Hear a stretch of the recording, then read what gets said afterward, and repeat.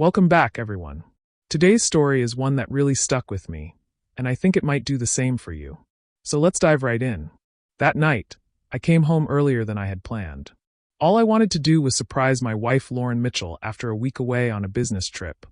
But when I opened the door, I heard whispers and laughter coming from the living room.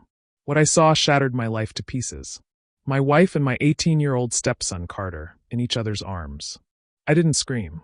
I did not explode. I decided to act, and their betrayal was only the beginning of my game. My name's Ethan Walker. I'm 38, a project manager from Seattle, and up until that night, I thought I had a pretty solid life. Married to Lauren Mitchell for 15 years, running a small coffee shop together, raising my stepson Carter like he was my own. He's 19 now, a college kid who crashes at our place when he's not drowning in dorm life. I just wrapped up a week-long business trip in San Francisco, grueling meetings, endless emails, and decided to cut a short by day. I pictured Lauren Mitchell's face lighting up when I walked through the door. A surprise? You know? Something to shake up the routine. Man, was I wrong about the kind of surprise waiting for me. The clock hit 11 p.m. when I pulled into our driveway. The house was dark, save for a faint glow spilling out from the living room windows. I grabbed my suitcase, already tasting the cold beer I'd snagged from the fridge, imagining Lauren Mitchell curled up on the couch with one of her reality shows. I didn't text her I was coming. One of the full effect of her shock turning into that big, warm smile I'd fallen for years ago. Quietly, I turned the key in a lock, easing the door open so I wouldn't wake Carter if he was asleep upstairs. That's when I heard it. Voices. Low. Soft. Laced with a giggle I didn't recognize as hers at first. I froze, hands still on the doorknob. Maybe she had a friend over? But this hour? My gut twisted. That instinct you get when something's off, but you can't name it yet. I set my bag down silently and edged toward the living room, sticking to the shadows of the hallway. The closer I got, the clearer it became, two voices weaving together in a way that felt too intimate for a casual chat. My heart started thudding. Loud enough I swore they'd hear it. I peeked around the corner, and the world tilted.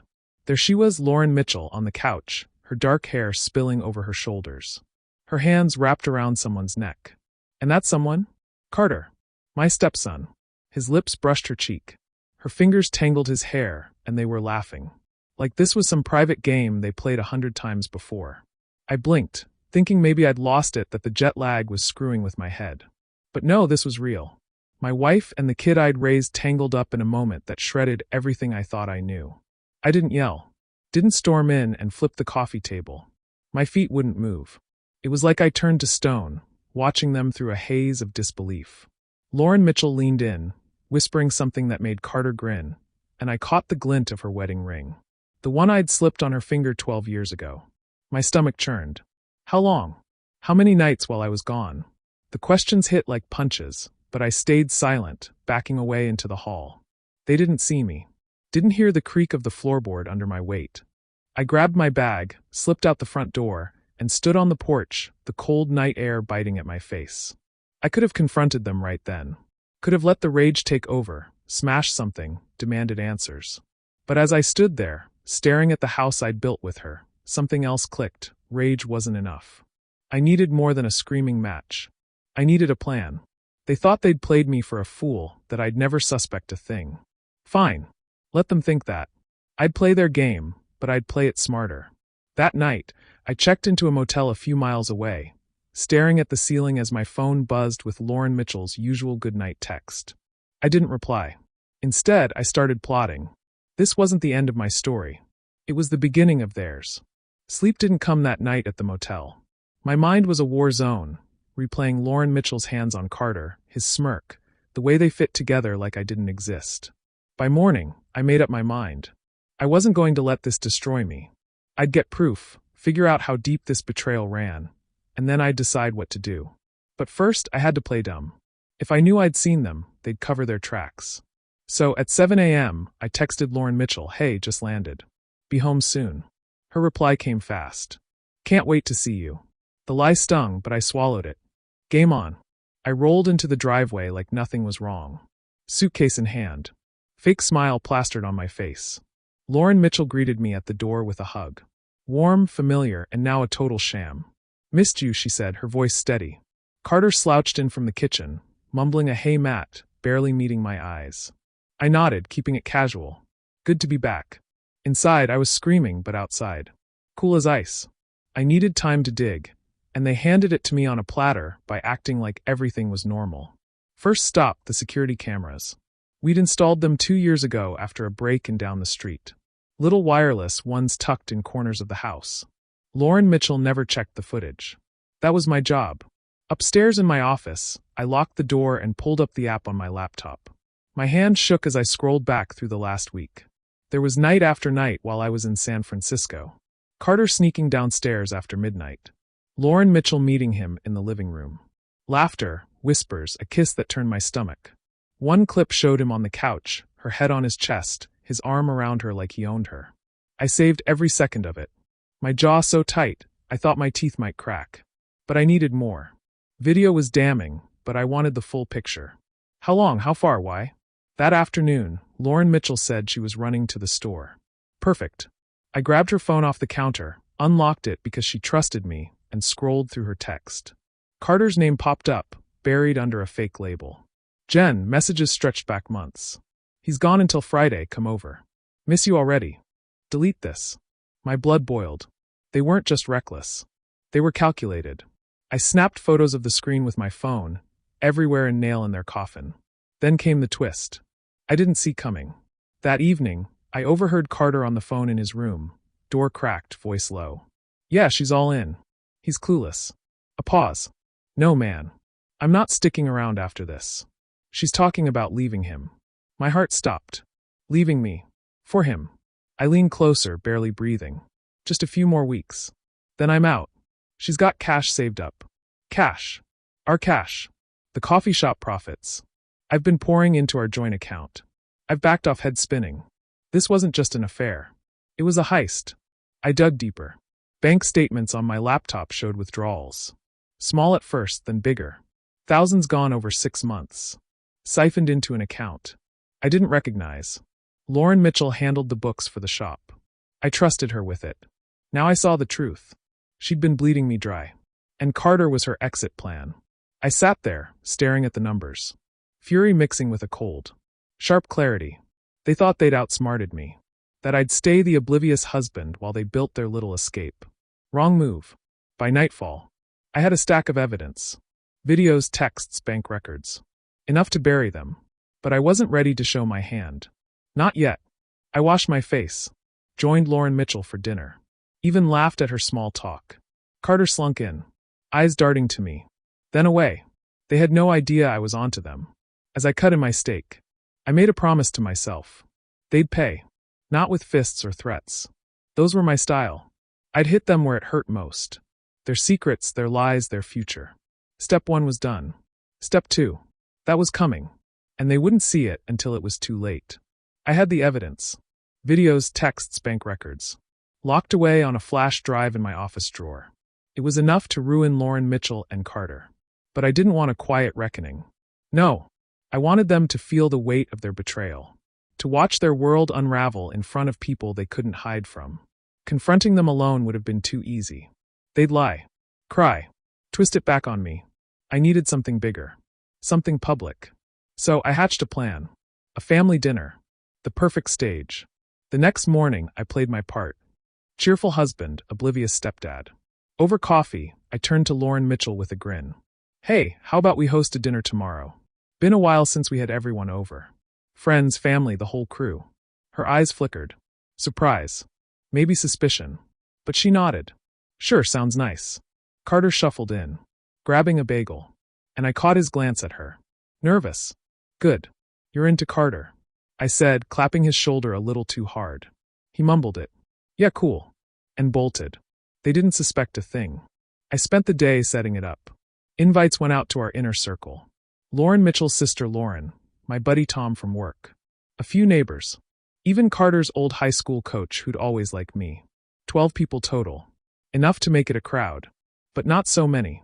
I'd lose control. Lauren Mitchell handled the food lasagna. Her specialty. While I ran errands, really just double-checking my tech. The living room TV was smart. Hooked to my laptop. One click. And those security clips would play for everyone. I burned the footage onto a file, edited it down. 3 minutes of undeniable proof. No shouting match needed. The truth would speak for itself. Saturday night rolled in, and the house buzzed with chatter. Lauren hugged me at the door. Tom cracked a beer. The coach rambled about Carter's football days. Lauren Mitchell flitted around playing hostess, all smiles. Carter hovered near the kitchen. Twitchy, like he sent something off but couldn't place it. I kept it light, joking, pouring drinks until dinner wound down. Then I stood, glass in hand, heart pounding but steady. Hey everyone, got a little something to share before dessert. I still please. Lauren Mitchell shot me a curious look. Carter froze, fork halfway to his mouth. I grabbed the remote, casual as ever, and clicked the TV on. Thought I'd show you guys a project I've been working on. The screen flickered, and there was grainy footage of our living room. Timestamp from last week. Lauren Mitchell's gasp was instant but too late. The room went dead silent as the clip rolled. Her and Carter on the couch. Her hands on his face.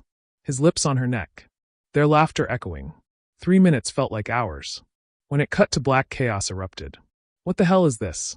Lauren snapped, staring at her sister. Tom whistled low, shaking his head. The coach muttered, Jesus kid. Lauren Mitchell's face drained of color.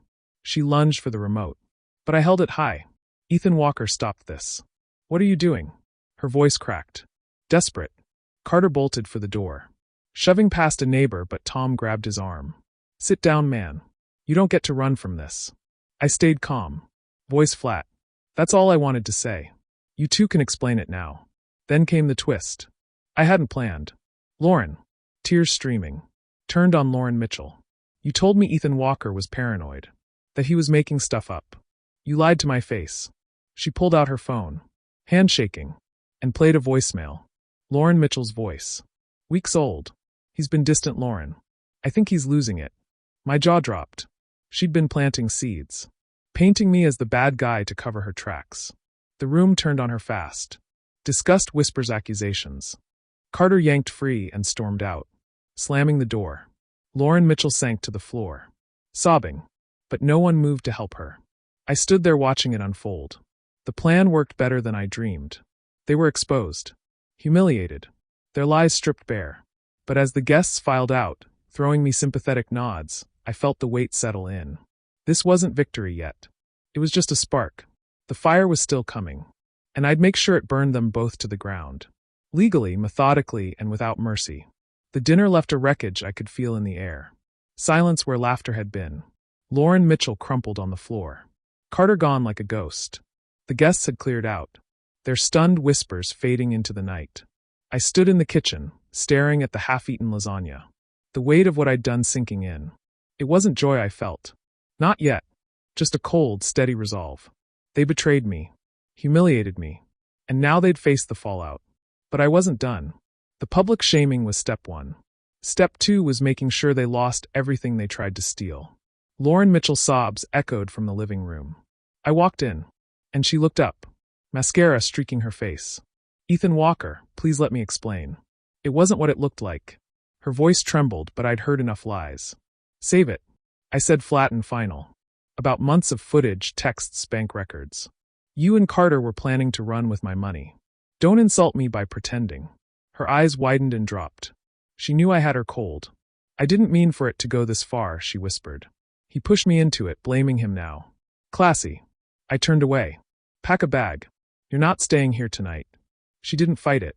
An hour later, she was gone. Headed to her sister's, I guessed, though Lauren's fury made that a long shot. The house felt hollow without her, but I didn't care. I locked the doors, poured a whiskey, and called my lawyer Sarah. I wanted a voice. I told her, voice steady. And I want everything. House, business, the works. She's been siphoning cash for months. I got proof. Sarah didn't flinch. Send me what you have. We'll bury her in court. I hung up, feeling the first flicker of control since this nightmare started. Carter was next. Word spread fast. By morning, my phone buzzed with text from Tom. The coach, even a neighbor. Her Carter took off, crashed at some buddy's place in Tacoma. Good riddance, but I wasn't letting him slink away scot-free. I checked his social media. Idiot hadn't locked it down. Post from last night. Life's messed up. Need a reset? Reset. He didn't deserve one. A screenshot, everything, adding it to my file. If he thought he could just vanish, he was dead wrong. The divorce filing hit Lauren Mitchell like a freight train. Sarah moved fast. Within a week, papers were served, citing infidelity and financial misconduct. I handed over the evidence. Security clips, bank statements showing $20,000 drain from her coffee shop account, text proving their scheme. Lauren Mitchell's lawyer tried to spin it. Claimed she was manipulated by Carter, that she'd been unhappy for years. Unhappy? She'd smiled at my face while stabbing me in the back. The judge didn't buy it. Discovery revealed the account she'd funneled money into her name, not Carter's. Greed, not love, was a real story. Court was brutal but quick. Lauren Mitchell showed up, pale and silent. No fight left. The ruling came down. I got the house, full ownership of the coffee shop, and she got nothing but a suitcase and a ruined reputation. She begged outside the courthouse, voice cracking. "Ethan Walker, I'm sorry. Can't we fix this?" I looked at her. Once my wife, now a stranger, and shook my head. "You fixed it when you chose him." Live with it, she walked away, shoulders slumped, and I didn't look back. Carter's consequences were quieter, but just as sharp. Word from Tom was he dropped out of college. Too ashamed to face his teammates after the coach spread the story. Last I heard, he was hauling boxes at a warehouse in Portland, cut off in the family friends who'd once cheered him on. No cash, no future, just a mess he'd made. I didn't reach out. He'd burned that bridge himself. The house was mine again, silent but mine. I sat on the couch, the same one I'd seen them on, staring at the blank TV. The sting of betrayal lingered, but so did a strange relief. They paid a price, not with violence or vengeance, but with the truth and the law.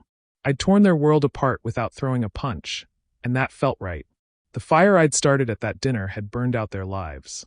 Now I just had to figure out what came next. A year had passed since that dinner turned my life upside down. The house was still mine. Quiet now, no echoes of Lauren Mitchell's laughter were Carter's footsteps. I'd sold the coffee shop 6 months back, tired of seeing her fingerprints on something we'd built together. The money went into a new venture. A small tech startup in Seattle, helping local businesses go digital. It wasn't glamorous, but it was mine, and it kept me busy. Busy was good. Busy kept the ghosts at bay. That night, I caught them still haunting me sometimes, but it didn't define me anymore. I'd taken their mess and turned it into a chance to rebuild. Lauren Mitchell's fall was steep and public. After the divorce, she tried to salvage things, moved into a cramped apartment downtown, got a white-dressing gig at a diner off Pike Street. I heard it from Tom, who'd seen her there, tray in hand, avoiding eye contact with anyone who might recognize her. Her sister Lauren wouldn't take her calls. The friend she'd leaned on had ghosted her. Or did she try reaching out to me once? Left a voicemail I deleted without listening. "Ethan Walker, I'm sorry, didn't fix a damn thing." She gambled on Carter and lost. Lost the house, the business, the life she'd taken for granted. The price of her betrayal wasn't just money. It was everything she'd thought she could keep. Carter's story was bleaker. He'd washed out of Portland after a few months, bouncing between dead-end jobs, warehouses, fast food, whatever paid cash. The coach had blackballed him with old teammates. No one wanted the kid who'd stabbed his stepdad in the back. Last I heard, he called Tom, voice rough, asking if I'd loan him a few $100. "Tell him he's on his own." I said Tom related, and that was that. Carter had been part of my life for a decade, taught him to throw a football, paid for his braces, but he'd thrown it away for a fling and a fantasy. Now he was a stranger, paying the cost in isolation and regret. I didn't gloat, didn't need to. The law had done its job. Divorce court stripped Lauren Mitchell bare, and Carter's own shame chased him out of any future he might have had. I'd fought with evidence, not fists, and that's what Ethan Walkered. Sitting in my new office one evening, staring out at the Seattle skyline, I felt the shift. The anger that had fueled me was fading. Replaced by something quieter, pride, maybe. I'd lost a marriage, a stepson, but I'd gained myself back. That was worth more than the house or the shop. The real twist came late one night, months after the dust settled. I got an email, anonymous, no subject, just a link to a blog post titled, "Lessons from a Broken Home." I clicked, curious, and froze. It was Lauren Mitchell's voice, raw and unfiltered, spilling out her side. "I ruined the best thing I had," it read. "I chased a thrill and lost my family, my dignity. If you're reading this, don't make my mistake." No names, but I knew. Comments ripped her apart, strangers calling her a fool, a traitor. She'd bared her soul, and the world didn't care. Part of me wanted to feel sorry for her, but I didn't. She'd written her ending, I was writing my beginning. I shut my laptop and stepped onto the balcony, the cool air hitting my face. A year ago, I'd stood on my porch, reeling from their betrayal, plotting in the dark. Now I stood taller, lighter. The startup was picking up, clients trickling in a small team for me. Tom dragged me to a Mariners game last week. Lauren texted me, "How you holding up?" That turned into a coffee meetup. Life was creeping back, piece by piece. I wasn't whole yet, trust doesn't heal that fast, but I was moving. Lauren, Mitchell, and Carter had paid for their choices, not with violence or vengeance, but with consequences they couldn't outrun. She lost everything she gambled for. He lost the future he thought was waiting for him. And me? I lost the blindfold I never realized I was wearing. This wasn't about revenge. It was about truth, raw and undeniable, cutting deeper than any anger ever could. I exhaled, watching the city stretch before me, and made a silent vow. No regrets. No second chances. They could live in the wreckage they created. Me? I was already walking away. Toward something better. Toward something mine. Speech Balloon, if you liked this story, don't forget to like, share, and subscribe.